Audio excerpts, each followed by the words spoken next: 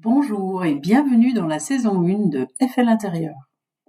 FL Intérieur, le podcast qui vous donne les clés pour gagner du temps et de l'argent dans vos projets de rénovation et de construction. Se lancer dans un projet de construction n'est pas une partie de plaisir, mais en prenant le temps d'analyser chaque étape, on peut le réussir. Dans chaque projet, on rencontre des contraintes et il est important de les identifier si possible en amont de votre projet. Alors, est-il possible d'éviter les contraintes dans votre futur projet de construction ? Oui, c'est possible, surtout si on s'informe en amont des contraintes qui peuvent survenir afin d'y faire face au cas où elles surviennent. Comme on dit, vaut mieux prévenir que guérir. Naturellement, il y aura souvent environ 5 à 10% de choses qu'on n'aura pas anticipées parce que chaque projet est unique et il y a des contraintes différentes en fonction de chaque projet.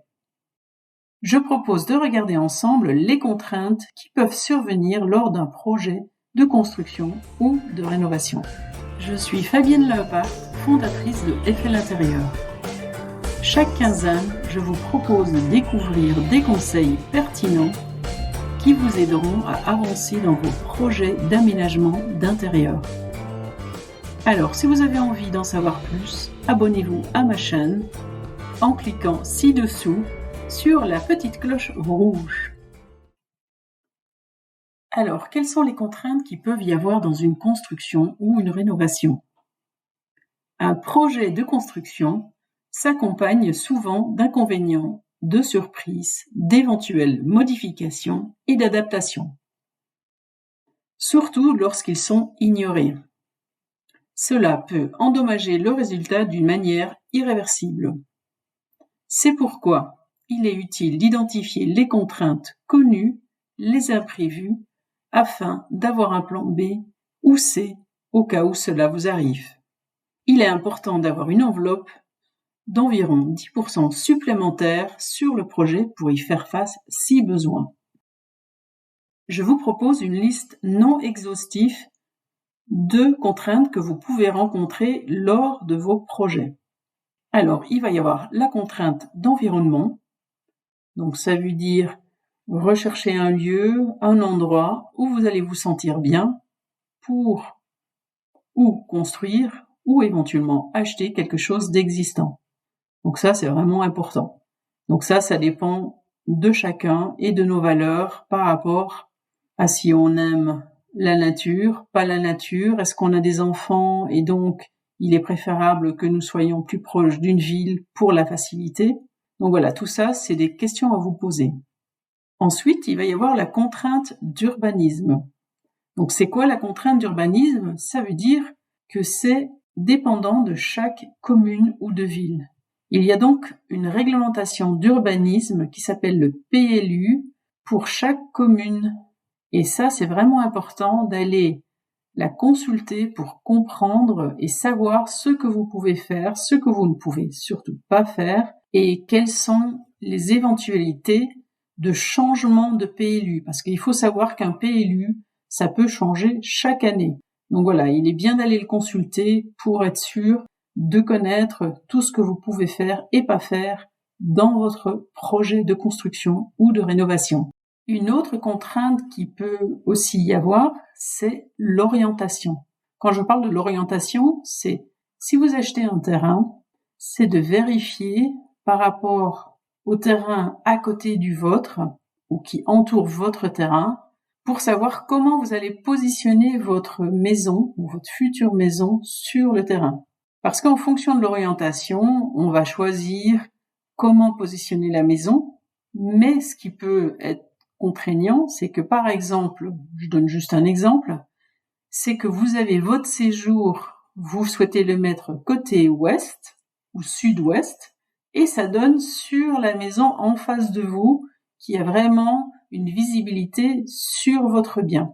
Donc des fois, en fait, ça peut être dérangeant, ou des fois, si la construction à côté de vous est beaucoup trop haute, en fonction du soleil ou de la période de l'année, vous allez peut-être avoir moins de soleil qui va rentrer dans votre maison.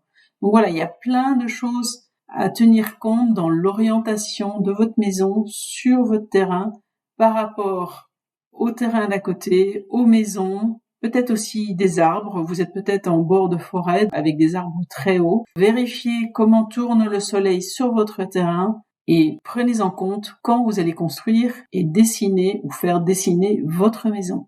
Ou éventuellement, si ça concerne une rénovation, ça peut être aussi un agrandissement. Alors, une autre contrainte, ça sera le planning. Naturellement, si vous êtes en construction avec un constructeur ou avec un architecte, c'est lui, en principe, qui vous fait le planning, enfin, qui vous le donne. En général, vous habitez pas sur le chantier. Il est quand même important d'aller suivre le chantier, même si vous avez engagé quelqu'un pour le faire. C'est quand même bien vous-même d'aller voir sur votre chantier et d'y avoir un œil dessus.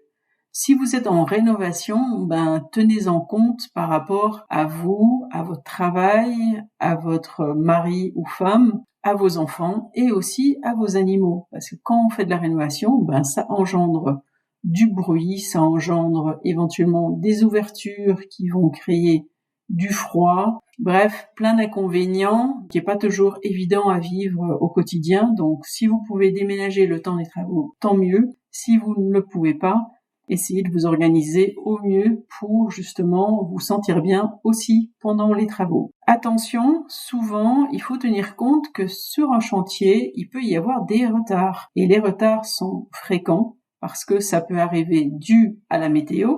Ça peut arriver parce qu'il y a un manque de matériaux. Aujourd'hui, on est dans une période où beaucoup de matériaux sont manquants, donc il peut y avoir du retard. Ça peut être aussi tout simplement parce que vous allez avoir des ouvriers qui vont être malades en fonction de la saison. Ou on ne sait pas, il peut y avoir un accident. Donc voilà, il y a plein de possibilités qui font que un chantier peut prendre du retard. Tenez-en compte pour pas non plus vous affoler et surtout, si on en tient compte, je pense qu'on sera aussi moins stressé et on arrivera à avancer plus sereinement dans le projet. Une autre contrainte, c'est naturellement le budget. Avez-vous bien pensé à votre budget pour votre construction ou vos travaux? Donc, décomposer pour savoir et analyser vraiment pour comprendre qu'est-ce que vous avez besoin, qu'est-ce que vous devez acheter, qu'est-ce que vous devez prévoir. Donc, si vous avez l'argent, tant mieux. Si vous en avez pas, faites des demandes auprès de vos banques ou éventuellement d'autres organismes qui peuvent vous aider pour emprunter de l'argent.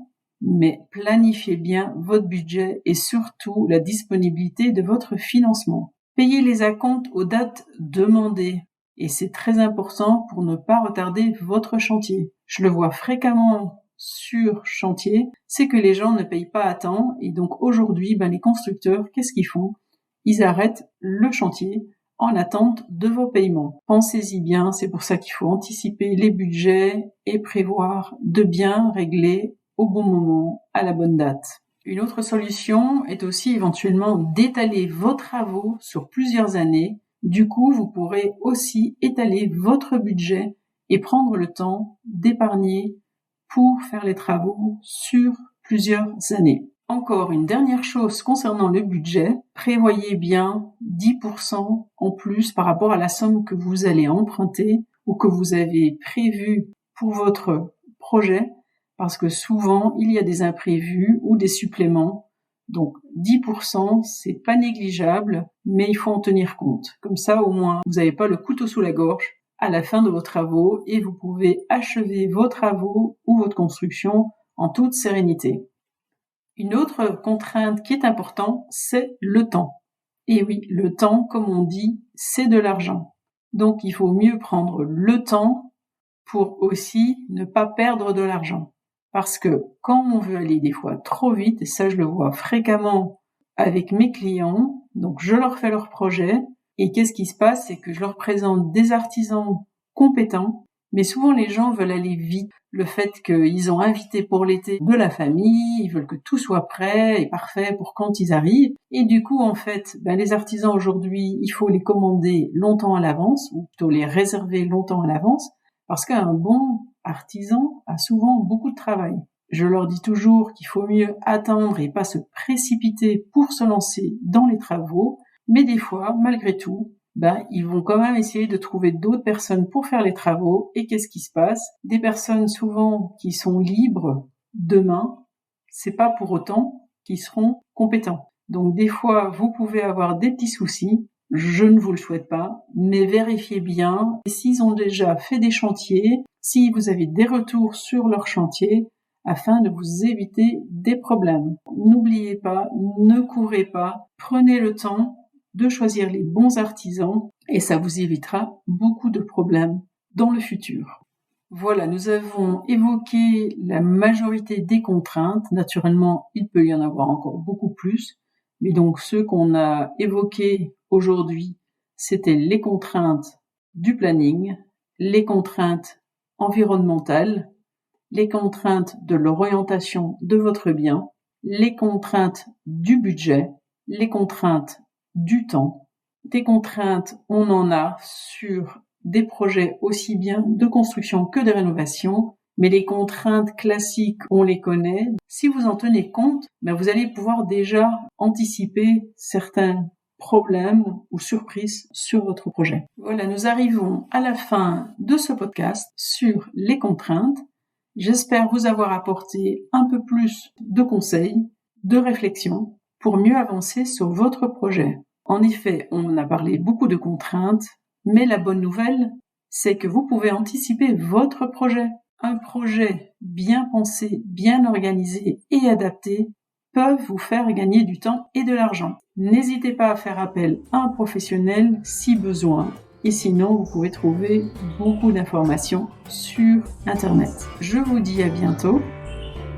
Si vous avez aimé ce podcast, n'hésitez pas à lui mettre 5 étoiles et à cliquer sur le pouce bleu.